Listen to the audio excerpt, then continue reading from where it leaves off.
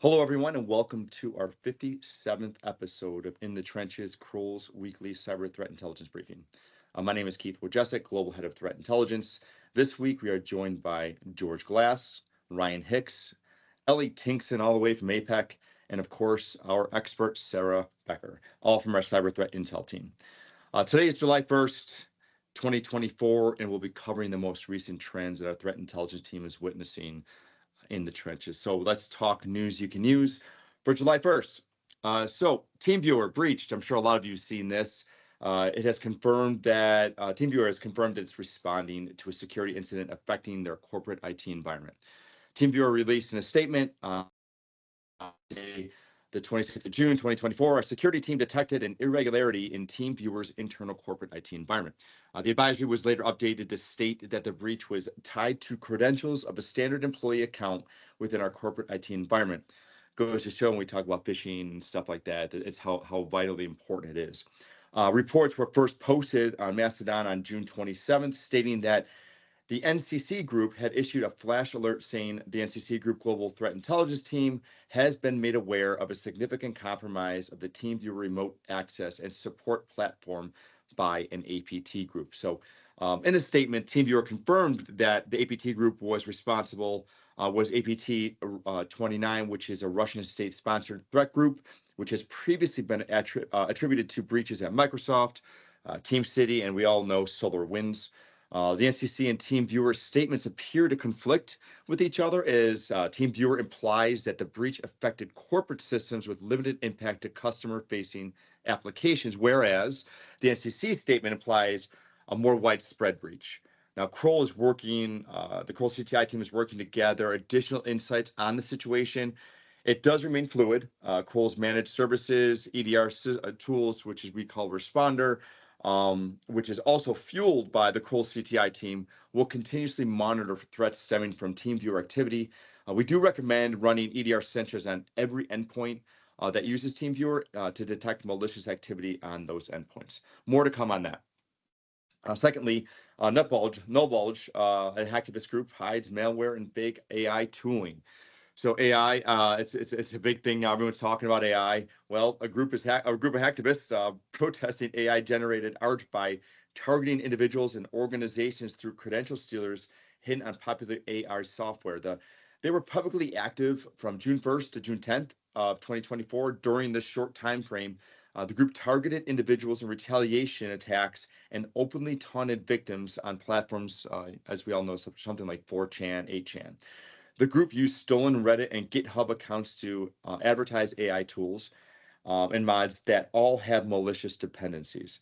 So furthermore, the group has been reported to have weaponized Comfy UI. It's a custom plugin for the stable diffusion tool Comfy UI. So be very careful if you're using AI tools. It's something to look out for, especially for this hacktivist group. Excuse me. So CDK continues to restore services after a Black Suit attack. Black Suit, we have a new alert going on with Black Suit, so keep your eyes open for that. Automotive software supplier CDK has stated that it is still bringing services online following a ransomware attack claimed by Black Suit, which is referenced as KTA 254 in Kroll. Black Suit ransomware, first detected in 2023, has slowly gained popularity in ransomware as a service, or RAS. In quarter one, 2024, Black Suit was the third most frequently observed ransomware variant in Kroll incident response engagements. So Kroll is closely monitoring this. If you have specific questions or concerns pertaining to this attack, please connect with the CTI team at cti@kroll.com. So finally, for situational awareness, Evolve Bank and Trust data was posted to the LOCKBIT blog. Funny story that, back in the day, FBI, law enforcement takedown, back and forth with LOCKBIT. Well, here we are at again. So Kroll has been covering LOCKBIT posting of purported breach of U.S. Federal Reserve. However, the following publication on the date of June 25th, the sources appears to have been Evolve Bank and Trust. So Kroll is currently investigating and gathering information from the posting. Kroll's initial assessment is that a large number of evolved partners are impacted. So if you have questions pertaining to this event, please contact the Kroll CTI team at ctikroll.com. Now, this is something, again, we are looking at. It's still uncovering, so please let us know if you have any questions. And if you have any other questions or concerns about anything that we just discussed, please contact Kroll CTI at cti@kroll.com. So let's get into today's briefing. Today, we are covering the following trends our team is concentrating on. We're going to talk about the MOVEit vulnerability, another supply chain attack. Ellie from APEC is going to talk about our malware spotlight. We have phishing as a service. It's an ongoing trend here that George is going to cover, and then finally Sarah's going to talk about some ransomware roundup. So with that, George, I know we're talking about MOVEit again. We sent out an out-of-band alert on this vulnerability. Can you dive into details on this? Thanks, Keith. Yes, nearly exactly a year since the last sort of big MOVEit Palooza. We have another vulnerability that was reported to MOVEit users on the 11th of June, but last week received a public announcement and a proof of concept. The vulnerability is tracked as CVE 2024-5806, and it has a CVSS score of 9.1. In the initial reporting, the CVSS score was 7.1, but it was subsequently upgraded to 9.1 after publication. The vulnerability is an improper authentication bypass, which allows a threat actor, by exploiting improper handling of SSH key data, to essentially gain unauthorized access to the system and impersonate any user on the system.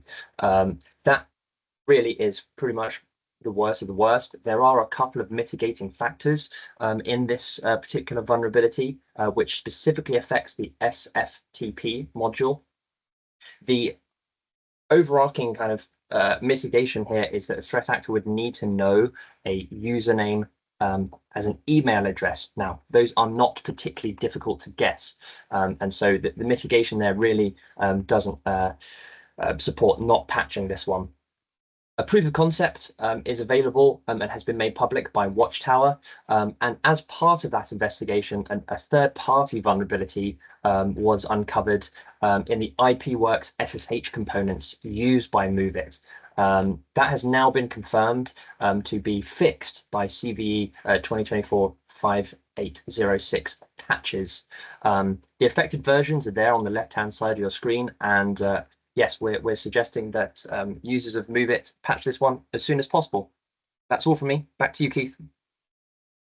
Thanks, George. Really appreciate the update on that. Ryan, so supply chain attacks have been a key target for threat actors, as we all know. Polyfill is another campaign Kroll has seen exploiting this. So can you give us a skinny on this one? Yeah, hi everyone. Last week, Sansec reported on how the open source library Polyfill was being used to deliver malicious codes to mobile devices. And the purpose of this JavaScript library is to provide kind of modern features to older browsers. So relatively sort of legacy library. And it uses an embedded Polyfill domain on the website to sort of grab that library.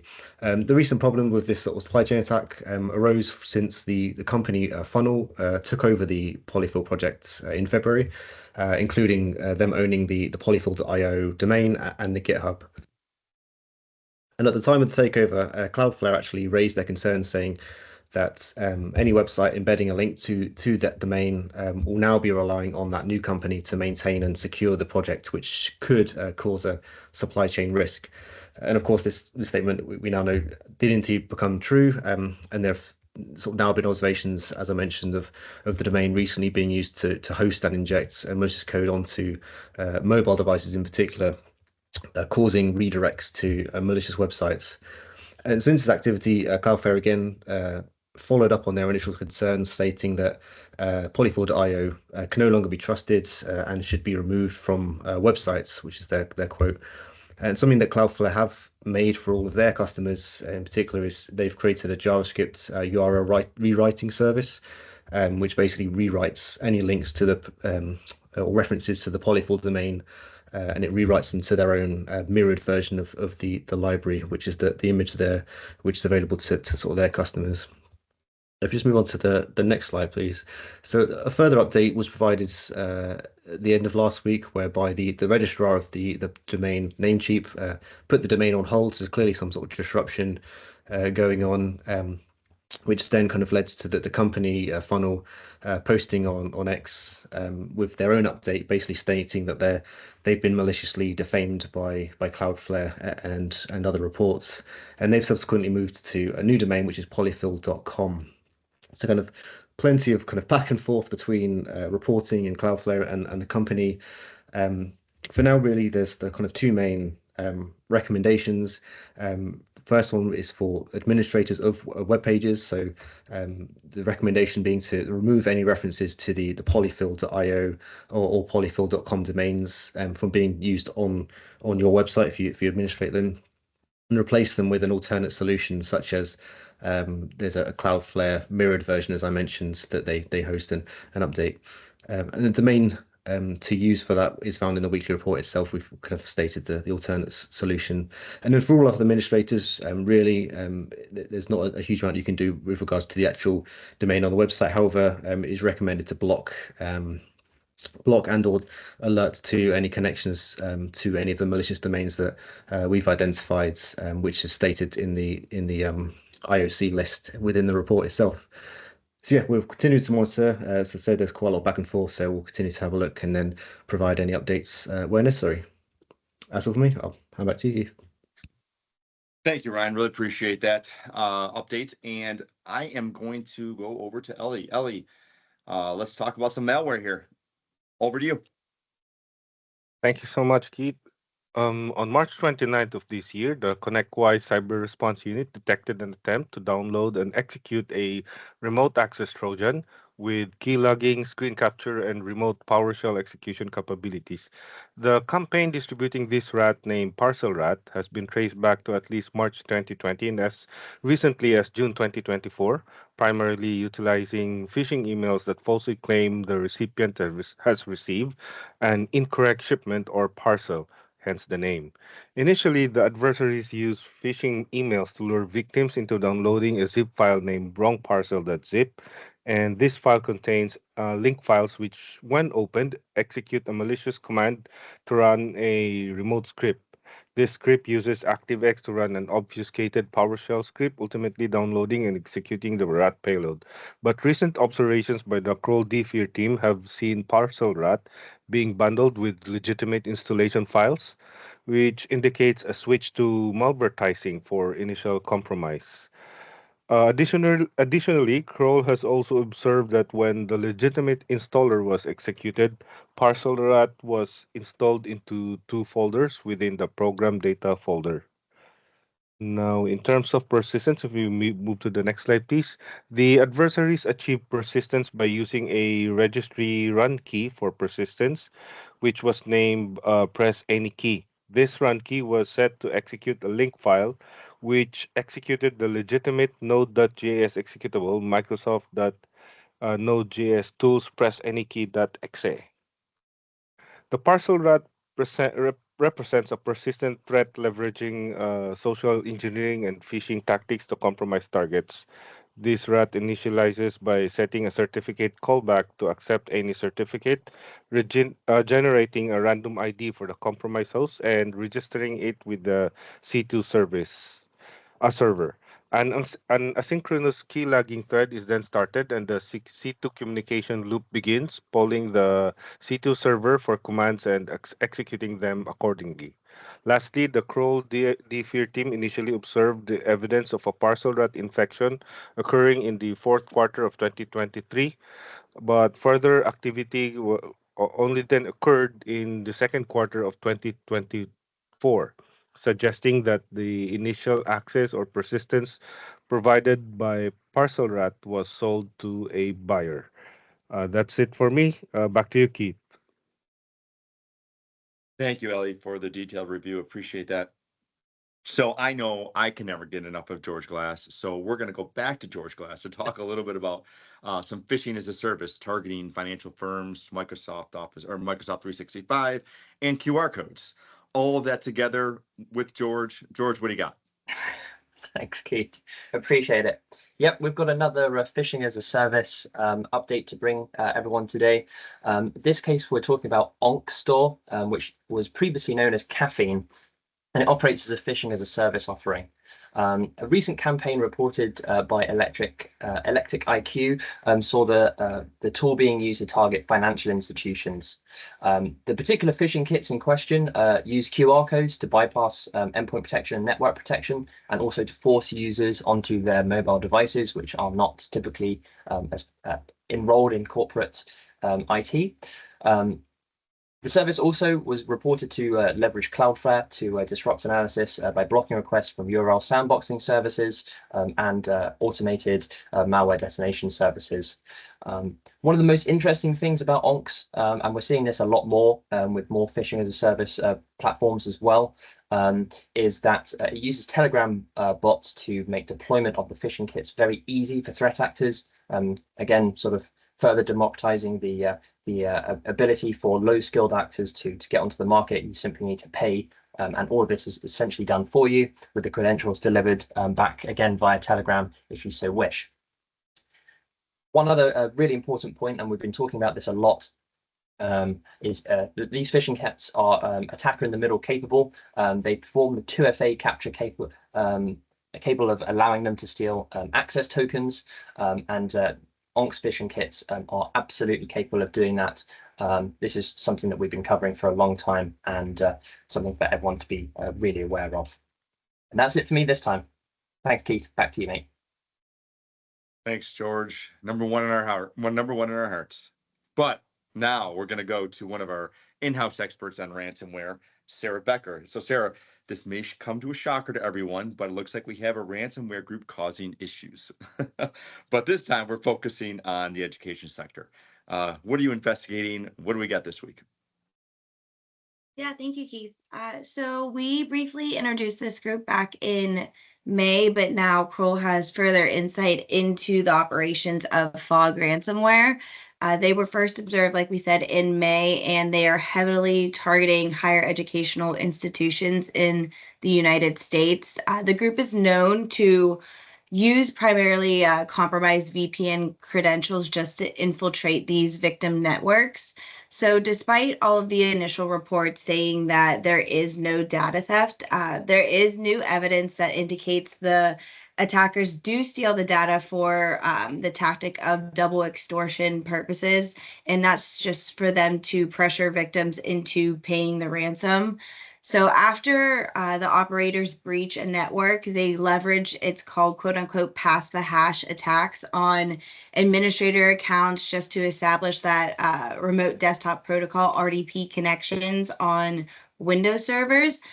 They then may employ credential stuffing to hijack user accounts. Then following that, deploying Metasploit and PSX across multiple hosts. So on those compromised Windows servers, the attackers then disable the Windows Defender and to avoid detection before they start deploying their ransomware. Fog then performs Windows API calls to gather system information and terminate specific processes and services.